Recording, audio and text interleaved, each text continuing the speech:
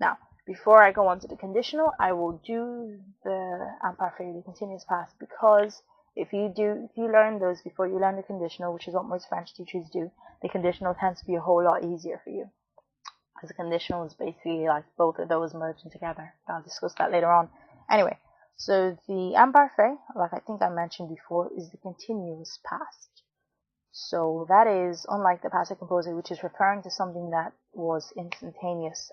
It was just done and that was it. It didn't continue on. Kind of like I fell. You just fell. You weren't falling consistently for a period of time. You just fell and that was it. The action was done. Or I ate. The action was complete. The action was over as soon as it was completed.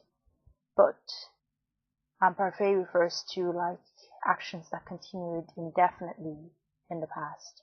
So they weren't just, they continued for a long period of time. So that you'd use that for things like I was young. When you were referring to I was young, there was no set period of time where you were young for. It's just kind of a vague, continuous thing. Or scenery being described in the past, or weather being described in the past. Those kind of things that continued consistently for a period of time, or even inconsistently, just continued for a period of time. So the imparfait is basically you get the new form, the new present tense form of the verb.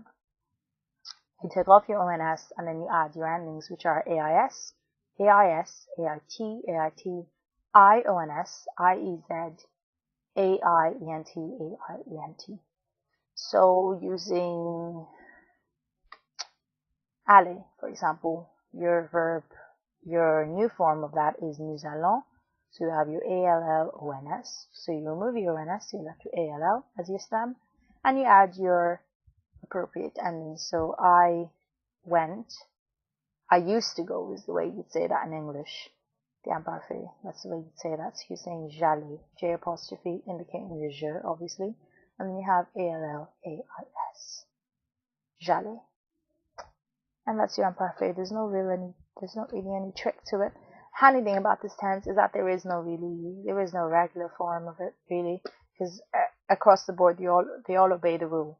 I suppose the rule in itself is kind of irregular, but the rule is the same. So even venir, which is a consistently irregular verb for all the tenses, is normal here in that you get your new form of the verb just like you do with any other verb.